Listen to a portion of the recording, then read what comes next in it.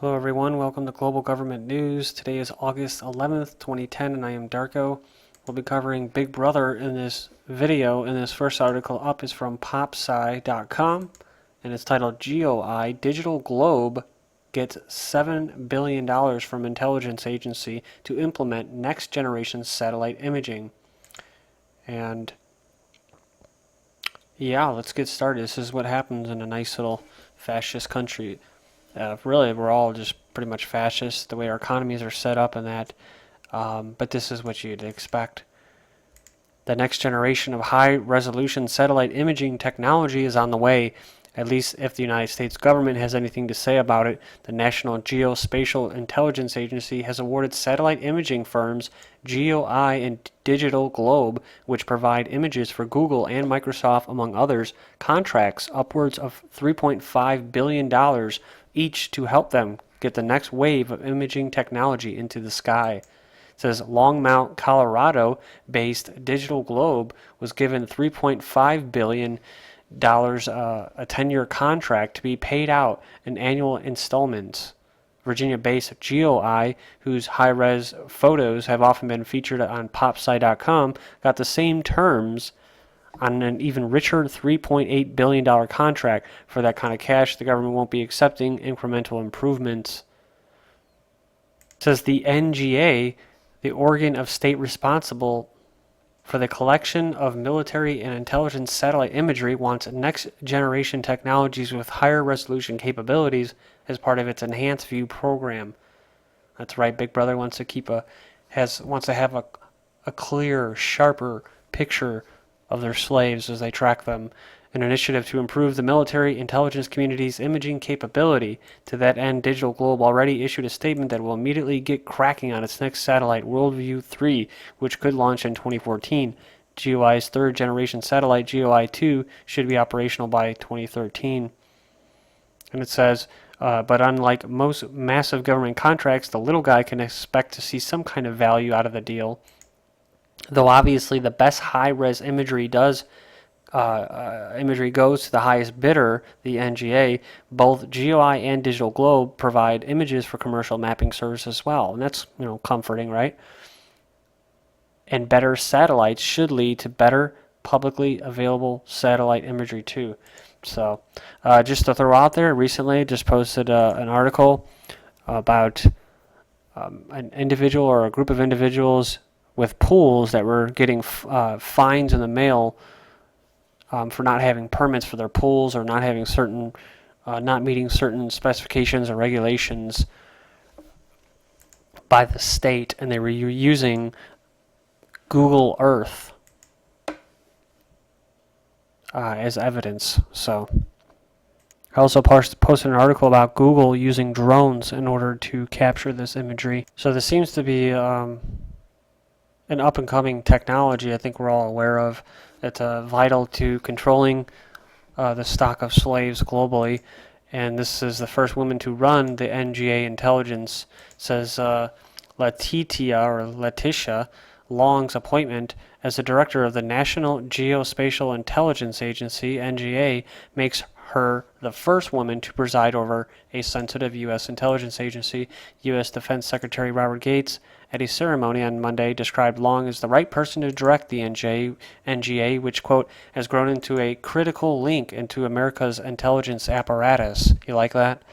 The Washington Post reported Long, 51, has held different senior management posts in the U.S. Defense Department during her 32-year career, including Deputy Director of Naval Intelligence, Deputy Under-Secretary of Defense for Intelligence, and most recently, second in command at the Defense Intelligence Agency. Now she has taken over in a rather new intelligence establishment founded in 1996. Speaking at the transfer ceremony at the agency's half-built, half-tech campus in Springfield, Virginia, Long praised the job the NGA has done during the past few years. Quote, I've never seen an agency as young as the NGA do so much in so little time, she said, according to the AP. Well, yeah, of course. That's because, like fighting poverty or trying to fix the economy, bringing employment back and the jobs back in manufacturing, that is not on the top priority of the globalist. Tracking you is. because, see, they're committing fraud and they're stealing trillions of dollars, and they want to be able to track the people who are going to be responsible for paying that back in the form of taxes and inflation. So that's why they have all the police that are militarized, and that's why they have police actually over in Iraq using it as a training ground for checkpoints and martial law. So using satellite images, NGA creates three-dimensional interactive maps of every spot on the Earth to help invading armies, and the people across the national security spectrum have good understanding on the operation sites. So, and just kind of my own little personal take on this as far as females and minorities being appointed as directors and heads of things. I think it's great that that they're breaking through and they're finally being able to be in lead head positions and they're not being discriminated against. With that said, I would also like to say that the white male, particularly over the age of 50, usually has been the individual that has held that position for a long time. It's my belief that the people that still run the planet are usually white males. They, and part of their philosophies, like to give the impression that there's some kind of big diversity in creating culture that includes diversity, when in fact there's still a lot of racism that exists and whatnot. But my point is that here we are, for the most for a long period of time, the white male's been kind of running stuff, right, in these lead roles, and they've also sold themselves out and their people out. But now we're living in a time where the minorities and females are now in these roles.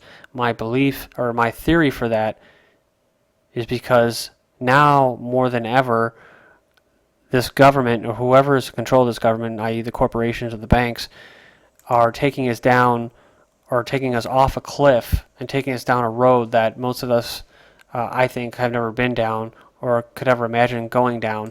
And so I think that there's people that they need to put there that are very feeling lucky to even be there, who are going to be coerced into doing things that they wouldn't normally do. And this is how tyranny is going to just get even worse for all of us. Google considering web access control. Google Incorporated has held talks with the U.S. communications provider Verizon discussing the possibility of giving people who pay more additional access to web content. Critics believe that Google Incorporated puts the idea into force. If it does, it will violate a general internet rule known as net neutrality, which is the founding idea of the World Wide Web and simply means everyone has equal access to online data. Google says it has been trying to reach an agreement with Verizon on what net neutrality means, arguing that discrimination is permissible under certain circumstances. This next one is from myfoxnewyork.com. It's titled Vending Machines of the Future. Your thumbprint might soon be the key to an afternoon candy bar. A Massachusetts-based vending machine company is joining the growing ranks of companies that are field testing new technologies, says Next Generation Vending and Food Service is experimenting with biometric vending machines that would allow a user to tie a credit card to their thumbprint. Quote, for a certain demographic, that is pretty cool, says company president John Ioannou. Next Generation is currently testing about 60 of the biometric machines in various locations in the Northeast. The company is also testing other technologies, Ioannou says, is the key to transforming the vending machine business, is making the consumer feel more engaged. This next one is from Austin News, an NBC affiliate. It says security cameras on Rundenberg Lane. It says Tuesday night during a commander's forum, Austin police detailed how proposed police security cameras will be used to catch criminals in the Rundenberg Lane area of East Austin near Interstate 35. The plan is to install 5 to 6 cameras at a cost of $350,000. Officials say they will be able to control the cameras at their headquarters. The security cameras will be able to zoom in and get a clear picture of someone's face from about a half a block away. In addition, the cameras will not be hidden, will be labeled as police cameras. Authorities said the cameras will likely only be manned during sting operations, much like the red light cameras that are on all the time, much like the airport body scanners whose images of your naked body are not being saved. Just like immigration enforcement won't hassle American citizens. Much like non-lethal weapons, they don't cause any physical harm. And cops love iPhone data trail because all the information is being used against you.